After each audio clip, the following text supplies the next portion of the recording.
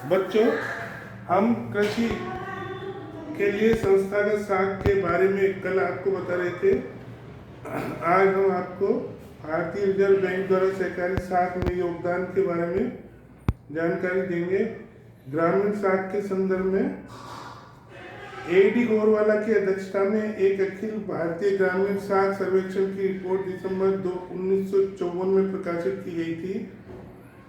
इसके आधार पर ग्रामीण साख की एकीकृत योजना integrated scheme of rural credit का सुझाव दिया गया था, जिसमें सहकारी संगठन में राज्य की साझेदारी, साख व गैर साख दोनों क्षेत्रों में सहकारी आंदोलन का विकास एवं कर्मचारियों को प्रशिक्षण पर जोर दिया गया था। नई योजना को कार्यान्वित करने के लिए भारतीय रिजर्व बैंक को ग्रामीण साख में केंद्रीय स्थान दिया गया था। यानी कि कृषि साख में, ग्रामीण साख में भारतीय रिजर्व बैंक को प्रथम स्थान दिया गया था। भारतीय रिजर्व बैंक द्वारा वित्तीय सहायता का स्वरूप, रिजर्व बैंक कृषकों को प्रत्यक्ष रूप से वित्त प्रदान नहीं करता, राज्य सहकारी बैंकों के मार्फत किसानों तक साख की सुविधा पहुंचाता है। इसको रिजर्व बैंक की ओर से अल्पकालीन साख या पुनर्कटौती के रूप में मिलती है, अग्रिम राशियों के रूप में मिलती है। पुनर्कटौती और अग्रिम राशि की सुविधाओं का वितरण आगे दिया जाता है। ये अल्पकालीन ऋण रिजर्व बैंक अधिनियम की धारा 17(2)(a) के तहत वास्तविक व्यापारिक सौदों के उत्पन्न प्रोमिसरी नोटों और बिलों की जो 90 दिन के परिपक्व होते हैं, पुनर्कटौती की व्यवस्था की गई है। इसमें मध्यकालीन, अल्पकालीन ऋण दिए जाते हैं। मध्यकालीन ऋण भी इसमें जो 15 महीने से 5 वर्ष तक की अवधि के होते हैं, वो कृषकों को दिए जाते हैं। उत्पादन कार्य के ऋणों का उपयोग करने के लिए दीर्घकालीन ऋण भी सरकार प्रदान करती है रिजर्व बैंक के माध्यम से। रिजर्व बैंक राष्ट्रीय कृषि साख, दीर्घकालीन क्रिया NAC, LTO कोषों में से केंद्रीय भूमि विकास बैंक को दीर्घकालीन ऋण देता है। अब यह कोष नाबार्ड को हस्तांतरित कर दिया गया है, यानी कि अब ये कोष नाबार्ड बैंक को हस्तांतरित कर दिया गया है। रिजर्व बैंक केंद्रीय भूमि विकास बैंक के ऋण पर खरीद सकता है। यह राज्य सरकारी बैंक को रियायती दर पर साख सुविधाएं प्रदान करता है। राज्य सहकारी बैंकों को यह सुविधा मौसमी कृषिगत कार्यों और फसलों की बिक्री के लिए अल्पकालीन ऋणों पर मिलती है। अब हम देखेंगे कि भारतीय स्टेट बैंक का ग्रामीण साख में क्या योगदान है। अखिल भारतीय ग्रामीण साख सर्वेक्षण की सबसे महत्वपूर्ण सिफारिश यह है कि भारत में इंपीरियल बैंक पर प्रभावपूर्ण नियंत्रण स्थापित करके भारतीय स्टेट बैंक की स्थापना की जाए। भूतकाल में व्यापारिक बैंकों ने ग्रामीण साख में पर्याप्त रुचि नहीं दिखाई थी। इस साख सर्वेक्षण रिपोर्ट के अनुसार उन्होंने 1991 में कृषकों को केवल 0.9% ऋण प्रदान किया था। अब हम ये देखेंगे कि 1955 में भारतीय स्टेट बैंक कानून पास किया गया और 1 जुलाई 1955 से इसकी स्थापना की गई। उसके बाद से इसे ग्रामीण साख की एकीकृत योजना को कार्यान्वित करने का काम सौंपा गया था। यानी कि स्टेट बैंक ऑफ इंडिया के द्वारा ग्रामीण साख सुविधा प्रदान करने में इसकी काफी भूमिका रही। सितंबर 1959 में स्टेट बैंक ऑफ इंडिया सहायक बैंक अधिनियम पास हो गया, जिसके अनुसार निम्न बड़े राज्यों से संबंधित बैंक भारतीय स्टेट बैंक के सहायक बैंक बना दिए गए। The bank of Bikaner, the bank of Indore, the bank of Jaipur, the bank of Mysore, the bank of Patiala, the Travancore bank, state bank of Hyderabad, state bank of Saurashtra, इन सबको इस अधिनियम के तहत लाकर भारतीय स्टेट बैंक के अंतर्गत कर दिया गया और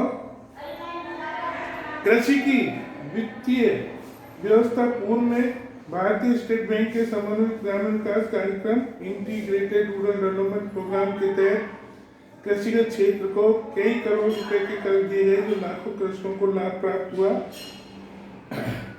क्षेत्रीय और ग्रामीण प्रादेशिक ग्रामीण बैंक, रीजनल रूरल बैंक ग्रामीण साख की व्यवस्था में जुलाई 1975 में घोषित आर्थिक कार्यक्रम के तहत समग्र देश के प्रादेशिक ग्रामीण बैंक स्थापित करके किया गया।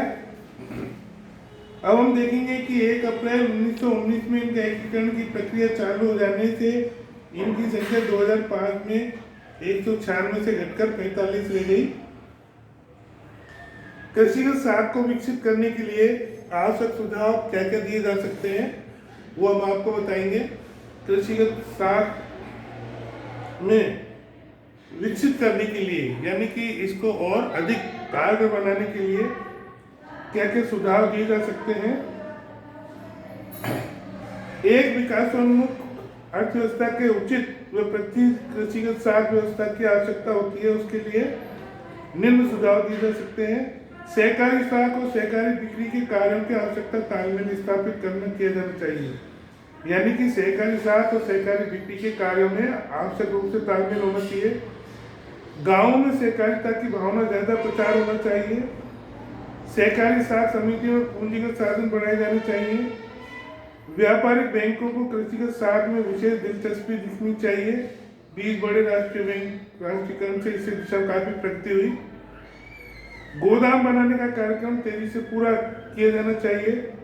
लघु व सीमांत कृषकों व अन्य काश्तकारों तथा साख की सहूलियत पहुंचाने के लिए जमानत के लिए भूमि पर जोर देकर चुकाने की योग्यता पर अधिक जोर दिया जाना चाहिए। जहां तक हो सके ऋण वस्तुओं के रूप में दिया जाना चाहिए, नहीं कि नगद रूप में। यदि ऋण नकदी के रूप में दिए जाते हैं तो उसके उपयोग देखरेख विशेष रूप से की जानी चाहिए। कृषकों में बचत की आदत बढ़ाई जानी चाहिए। ग्रामीण बचत को एकत्र करने के लिए सर्वोत्तम उपाय अपनाए जाने चाहिए। सिंचाई, चकबंदी, भूमि सुधार आदि के एकीकृत कार्यक्रम को लागू करके कृषक की साख बढ़ाई जानी चाहिए। आर्थिक स्थिति में सुधार लाना चाहिए।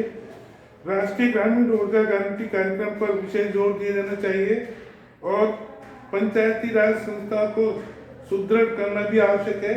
विकेंद्रीकृत विनियोजन की पद्धति व संस्थागत साख की भूमिका अधिक महत्वपूर्ण सिद्ध हो सकती है। अब हम देखेंगे कि कृषिगत साख के क्षेत्र में नई नीतियां क्या क्या अपनाई गई, क्या क्या नीतियां हैं, ये हम आपको संक्षेप में बताएंगे। बहु एजेंसी दृष्टि को अपनाकर उत्तरोत्तर संस्था का अधिक विस्तार किया जाना। कर्ज का उत्तरोत्तर अधिक अंश निर्धन वर्ग के लोगों के लिए निर्धारित करना, जैसे लघु सीमांत कृषक, खेतिहर समेत बटाईदार को सहकारी व्यापारिक बैंकों में कर्जों से अधिक हिस्सा दिलाना। अनुसूचित जाति, अनुसूचित जनजाति के लोगों को कर्ज दिलाने में विशेष प्रयास किया जाना चाहिए। कृषिगत साख जांच एजेंसी ने अपनी रिपोर्ट अगस्त 1979 में प्रस्तुत की, जिसमें ग्रामीण साख के विभिन्न पहलुओं पर नए सिरे से समीक्षा करके भावी विकास के लिए उपयोगी सुझाव भी दिए। अब हम देखेंगे कि ग्रामीण विकास बैंकों को संबंधित व्यापारी बैंकों के साथ मिला दिया जाए ताकि ये अधिक सक्षम बन सके, यानी कि प्रादेशिक ग्रामीण बैंक हैं उनको संबंधित व्यापारी बैंकों के साथ मिलाने से काफी अच्छा व्यवस्था में सुधार आ सकता है। भारत में एक राष्ट्रीय शीर्ष सहकारी bank national apex cooperative bank की स्थापना की जानी चाहिए। फसल बीमा योजना लागू की जानी चाहिए। कुछ राज्यों में कृषिगत ग्रामीण विकास निगमों की स्थापना की जानी चाहिए। निर्धनता निवारण में साख की अपनी सीमाएं होती है। विकास नियोजन में साख नियोजन के गहरा तालमेल होना चाहिए। साख संस्थाओं को अधिक स्वायत्तता प्रदान की जानी चाहिए। इस प्रकार हम ये देखेंगे कि साख उपलब्ध कराने से ही उनको ठीक उनसे विचार किया जा सकता है और उनको सही साख संस्थाओं का विकास किया जा सकता है। That's all.